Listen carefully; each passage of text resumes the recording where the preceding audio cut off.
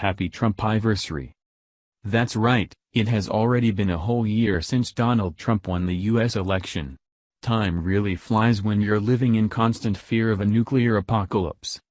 But I suspect it has dragged on a bit for Trump himself, who has been under siege from the media, his political opponents, an investigation into his campaign and, worst of all, leakers inside his own administration. Trump has enjoyed some victories. Soon after taking office, he followed through on his pledge to appoint a conservative justice to the Supreme Court, vindicating the faith of many Republican voters who reluctantly supported his candidacy for that reason alone. He also withdrew America from the controversial Trans-Pacific Partnership, an international trade deal hated by the more populist wing of his party. And as promised, America's economic growth has been strong. Beyond that, however, the first 10 months of Trump's presidency have delivered one frustrating defeat after another, as he has struggled to fulfill his promises. Multiple attempts to scrap Barack Obama's polarizing health care law, Obamacare, failed in Congress, even with Republicans controlling a majority in both the Senate and the House. Tax reform has stalled and is unlikely to pass anytime soon. The courts have repeatedly blocked Trump's travel ban, foiling his efforts to crack down on immigration from Muslim nations. He has ditched his pledge to confront China for manipulating its currency, instead cozying up to the Asian superpower. And remember that border wall Mexico was going to pay for? It hasn't even been started, let alone funded. All of this falls against the backdrop of Trump's worrying unpopularity.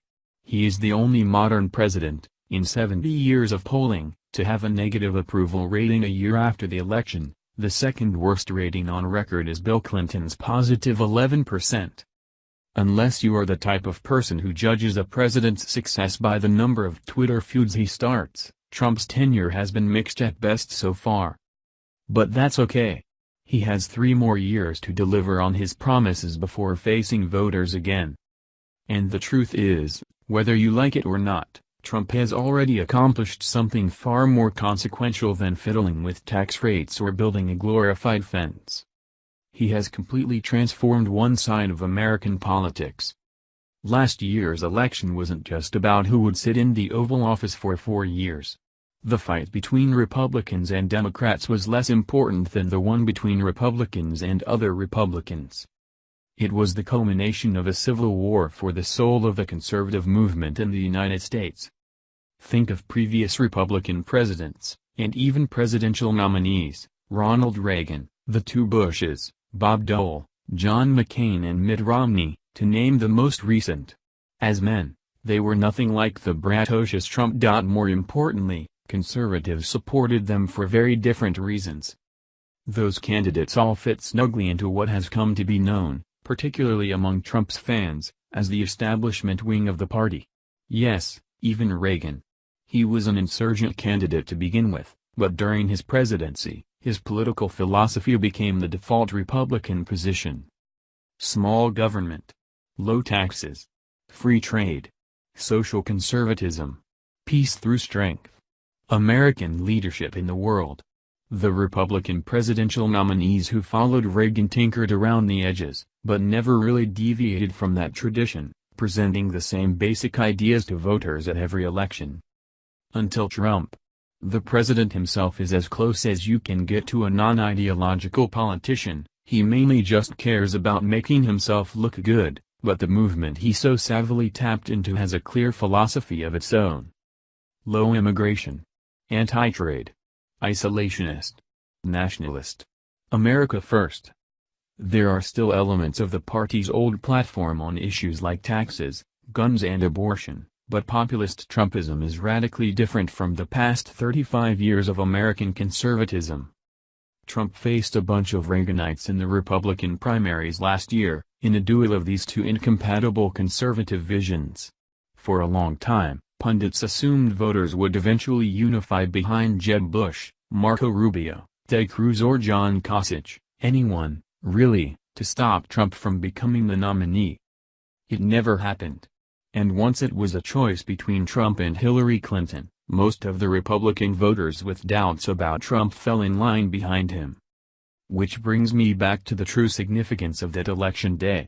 If Trump had suffered the heavy defeat so many people expected, it would have been a brutal repudiation of his politics, and with the Trump experiment a failure, Republicans probably would have written off 2016 as an anomaly and returned to something resembling establishment conservatism. Instead, Trump was vindicated.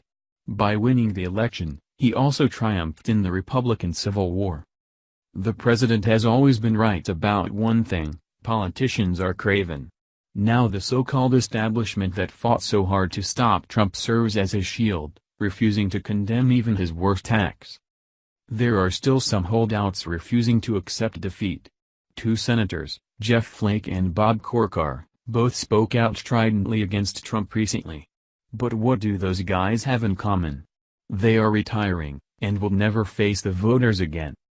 Lucky them, because there are two huge groups of voters salivating at the prospect of turfing out mainstream Republicans, Trump supporters who see them as disloyal to the president, and everyone else, who thinks they are too loyal to him. If you criticize Trump, you're screwed from the right. If you don't criticize him, you're screwed from the left. Either way, you lose. The inevitable result is the kind of electoral bloodbath we saw in a swing state Virginia yesterday, where Republicans suffer defeats on a historic scale. Many Republican politicians genuinely despise the president, but you won't hear them admit it in public.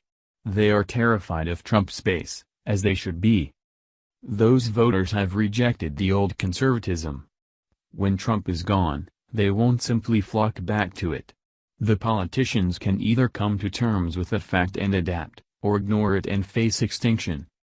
It is the party of Trump now, and there is no going back. Thanks for watching.